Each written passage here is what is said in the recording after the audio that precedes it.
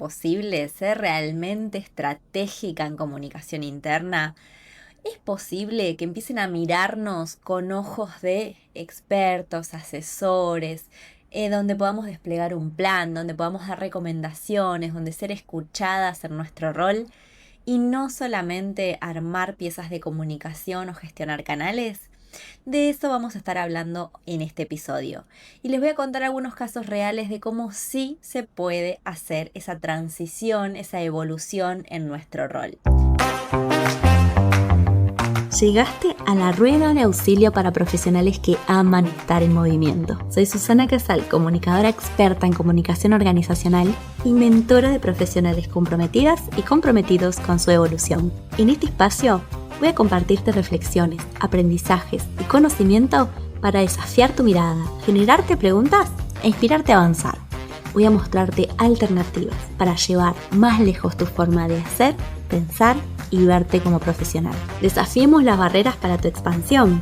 ¿Empezamos?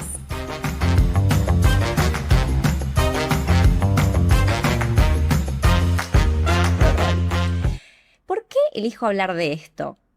Como les decía, en un par de episodios atrás venimos hablando de cómo convertirnos, ¿no?, en un rol un poco más estratégico.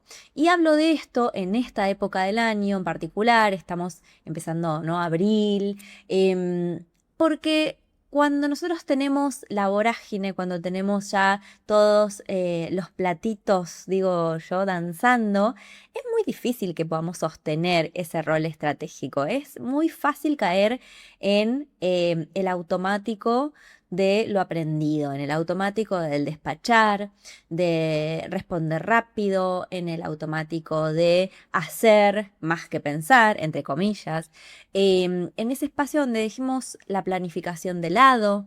Entonces es un momento para mí clave que en todo este periodo que vamos a empezar a transitar, podamos tener bien presente el rol que queremos ocupar este año en nuestra organización. ¿Por qué digo este año? Porque probablemente el año pasado, el anterior y desde siempre tenías una forma de trabajar a la que estás habituada, a la que estás acostumbrada, que ya conoces, que tiene tal vez más que ver con ese rol operativo, con ese rol táctico, con ese rol de estar en la trinchera haciendo cosas. Y no está mal, pero por supuesto, todos tenemos que empujar la lapicera, tenía una jefa que decía así, todos tenemos que hacer, implementar, pero sin perder de foco, ¿no?, el objetivo, para qué hacemos lo que hacemos, cuál es la coherencia entre las acciones que tenemos, poder establecer prioridades, poder poner límites cuando hay algo que no tiene sentido con el propósito de lo que estamos haciendo, poder decir que no amablemente a esos pedidos que nos sacan, ¿sí?, totalmente del carril en el que queríamos ir. Y para eso necesitamos habilidades, competencias nuevas, necesitamos aprender a decir las cosas de una manera diferente. Pero cuando nos enfrentamos a eso, también decimos, yo no sé si puedo, no sé si puedo en mi organización, no tengo tiempo para hacerlo. Empiezan muchas los peros, las barreras, ¿no?, que son, por supuesto, entendibles, porque efectivamente cuando nosotros estamos en una rueda, en la velocidad, es muy difícil frenar, salirnos un segundo y volver a tomar perspectiva. Es, por supuesto, una de las cosas que yo más te recomiendo hacer igual, porque si vos seguís todo el tiempo en esa ruedita como el hámster, nunca vas a poder salir de tu bucle. Este podcast tiene un poco esa misión, ¿no?, de poder hacerte ver si estás dentro de ese bucle y darte algunas ideas y algunas formas de poder tomarse esas pausas de distancia. Pero te quiero contar hoy que esto es posible y te quiero contar a partir de algunas historias reales de mis mentorados o de equipos de comunicación que yo acompaño, por supuesto siempre con la confidencialidad de sus nombres, de las empresas y demás, e incluso hasta, ¿no?, cambio algunas cosas de lugar para que no sepamos bien de quién estamos hablando, sin faltar a la verdad, por supuesto. Entonces, te quiero compartir dos casos, uno de un equipo, ¿sí?, de comunicación y uno de una persona que lidera sola, ¿no? Entonces, son dos realidades que probablemente compatibilicen mucho en algunos de los dos casos con vos. El primer caso de esta evolución era un equipo de comunicación muy preparado, un equipo de una gran empresa, que estaba muy preparado, que venía trabajando muy bien, ellos, o sea, a su nivel de habilidades técnicas, de habilidades reflexivas, de creatividad, de criterio, o sea, tenían muy desarrollado eso, tenían muy desarrollado el sentido de equipo también,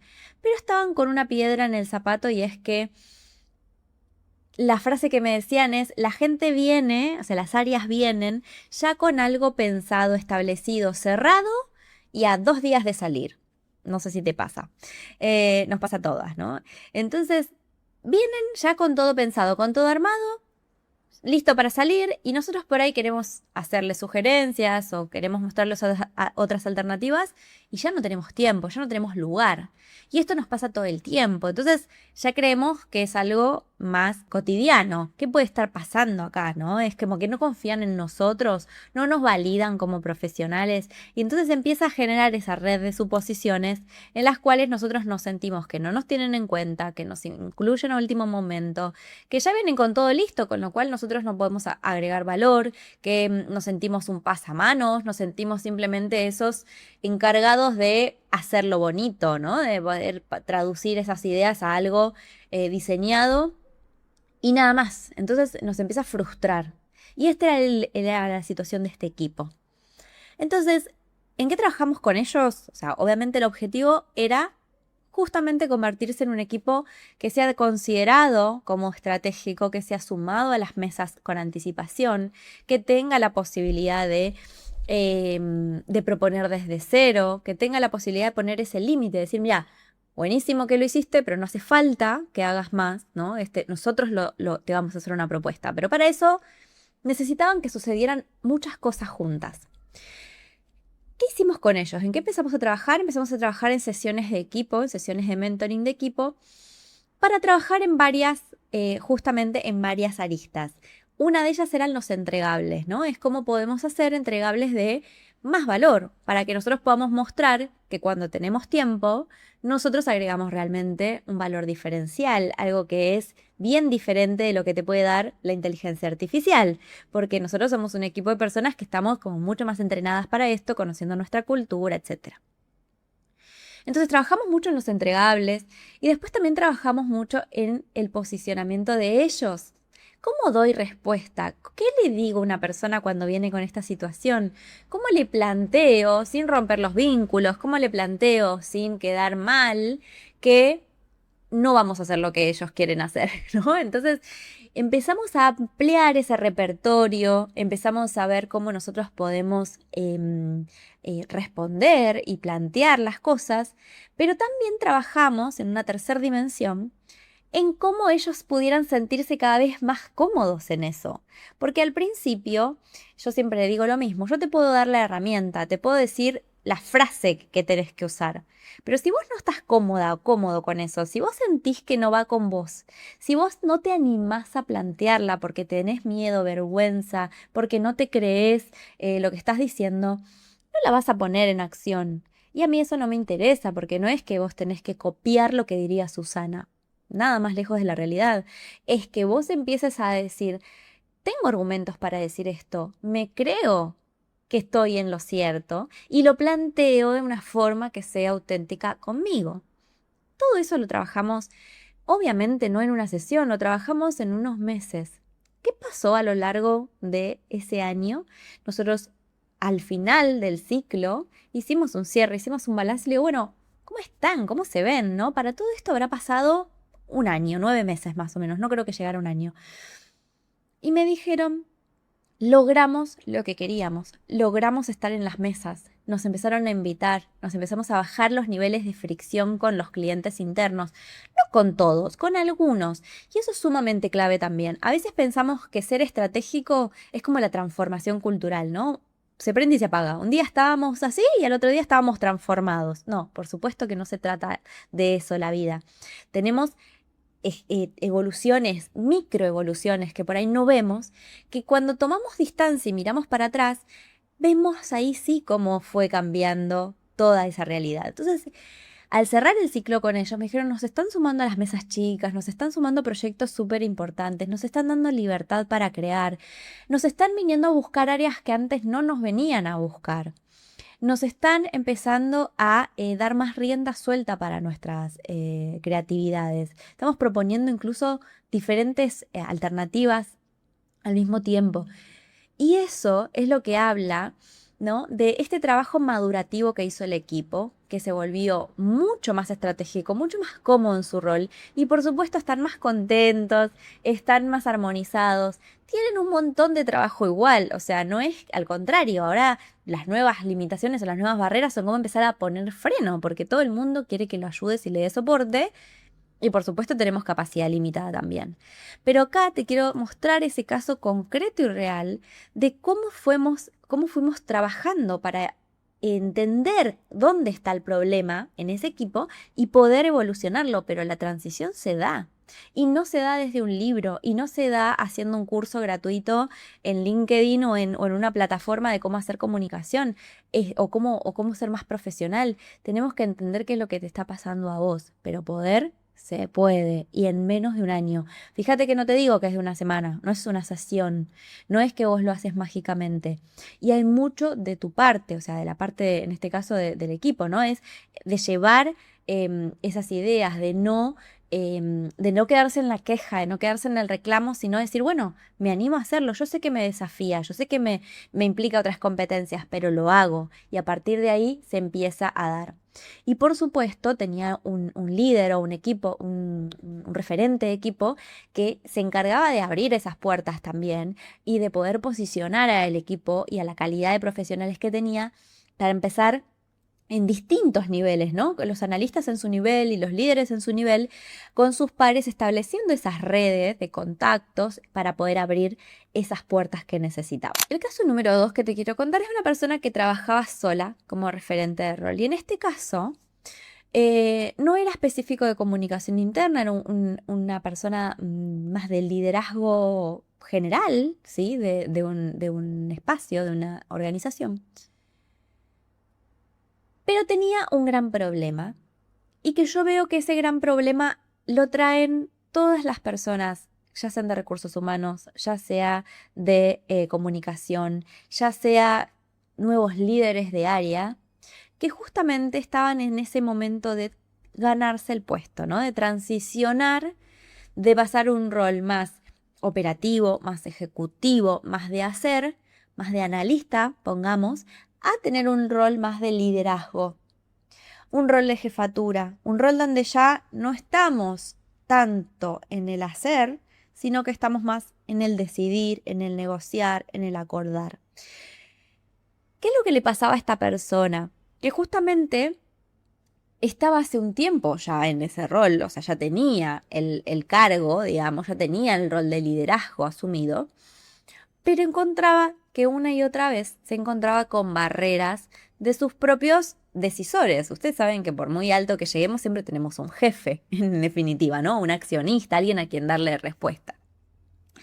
Entonces, en este caso, este líder tenía un equipo de decisores, una mesa más directiva, que al momento en el que iba a presentarle sus propuestas, sus reportes, siempre parecía que le faltaban 5 para el peso, ¿no? Que siempre le criticaban algo, le observaban algo, le ponían reparos y sobre todo no definían y no decidían. Y era algo que necesitaba justamente esta persona tener esa decisión y ese apoyo político para poder darle ¿no? rienda suelta a las iniciativas.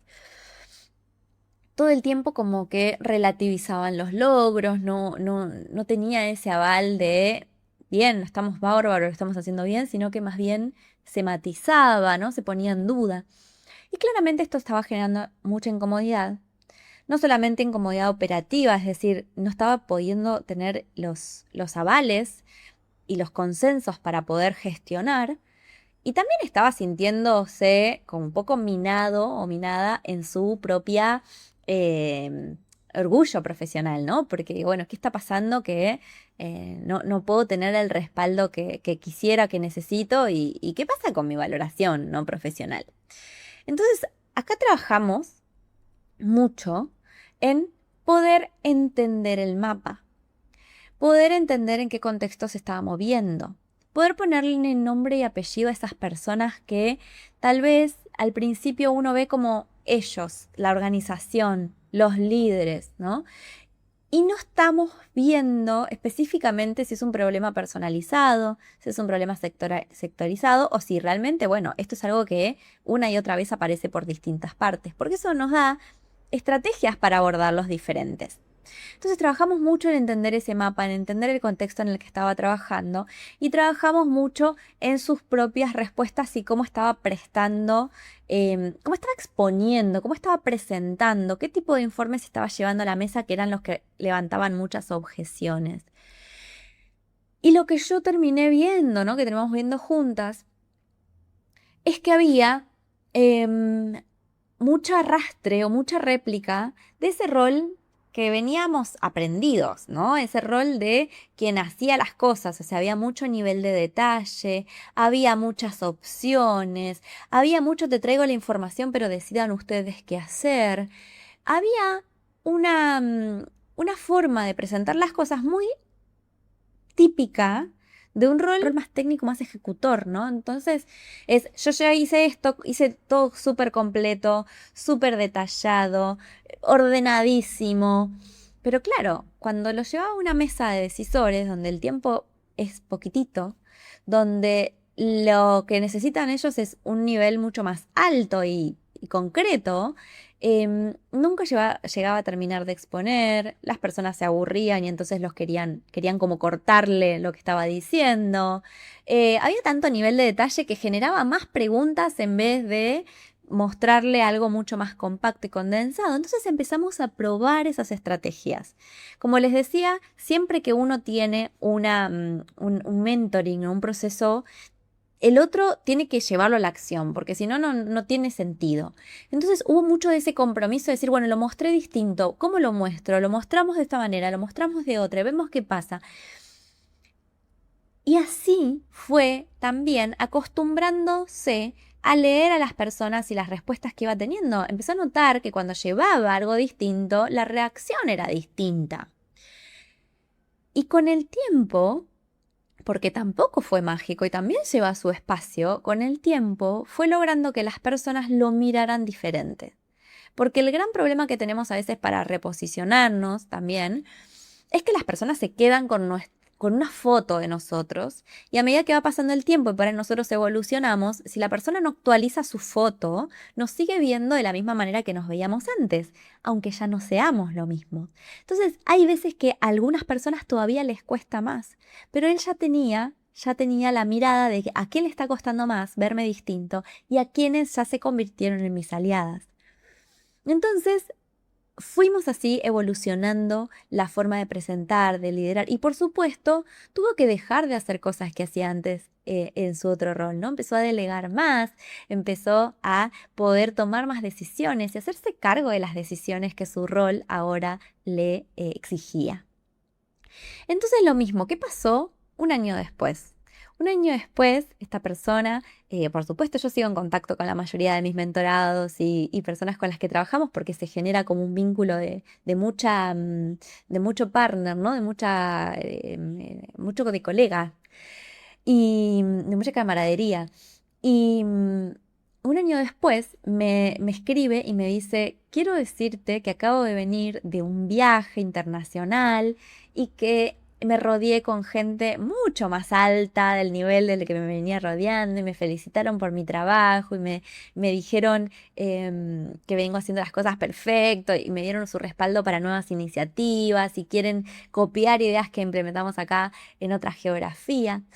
Entonces, lo que nos damos, ¿no?, cuenta es que con el tiempo, como les decía hace un ratito, miramos para atrás y vemos que todo ese trabajo de hormiguita que hicimos en un momento, que nos desafió al principio, empieza a tener ese correlato en qué imagen estamos proyectando y en qué tipo de acciones estamos liderando. Y fíjense acá que no se trata solamente de posicionamiento, de que lo vean o nos vean distinto, se trata de hacer las cosas distintas y ahí es donde está la evolución de nuestro rol estratégico. Para que te vean realmente como la experta que querés que te vean, tenés que actuar como tal. Si vos no te podés sacar la piel vieja y hacer las cosas diferentes de como venís haciendo, vas a seguir en esa ruedita de hámster de la que no salís nunca. Y no podés culpar a la organización por eso, ¿sí? No podés culpar al resto porque no te dan el lugar cuando vos todavía no te estás haciendo ese lugar, no estás habitando un lugar distinto. Entonces, mirá cómo en estos dos ejemplos pasó más o menos un año entre un inicio y el otro, pero ¿cuántos años se te esfuman, no? Y de repente arrancás el año y decís otra vez lo mismo. Esto yo ya lo viví, yo ya hice la planificación, ya vi esta campaña cuántas veces, ¿no? Porque los años en las organizaciones, para muchos de nosotros, ¿no? Vuelven como pasan volando. Entonces, ¿qué tal si marcaras esa diferencia de empezar a proponerte este año implementar una estrategia distinta para vos como profesional o para tu equipo, ¿sí? Para el equipo de trabajo que estás liderando o del que sos parte? Y tal vez, ¿no? El año que viene puedas tener una conversación distinta conmigo, con vos, entre tu equipo. Miren para atrás y digan, ya, como lo que creíamos que era imposible, en realidad era posible y no era tan difícil, pero teníamos que cambiar de perspectiva, teníamos que animarnos a hacer cosas diferentes, teníamos que entender que lo que nos trajo hasta acá no es lo que nos va a llevar al siguiente paso. Te dejo estas dos historias de estos dos casos reales de transformación de unos roles que eran muy buenos inicialmente, pero que podían ser incluso mucho más estratégicos, y que eso tiene su transformación propia y una transformación de cómo te ve la organización. Y por supuesto que cómo te van a empezar a ver desde afuera, ¿sí? Si estás en un cambio también de rol o en una búsqueda laboral diferente.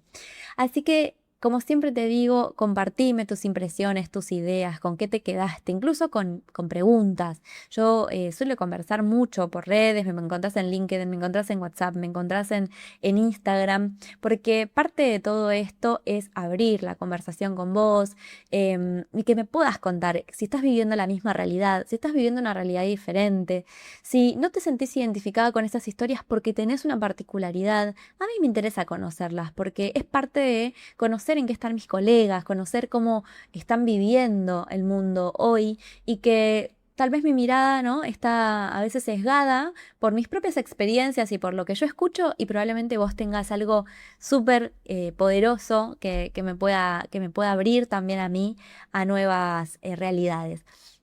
Así que muchas gracias por estar acá. Como siempre te invito a compartir este episodio con colegas, a que puedas escuchar episodios anteriores y abrir una conversación. Un beso grande y nos vemos en un próximo episodio.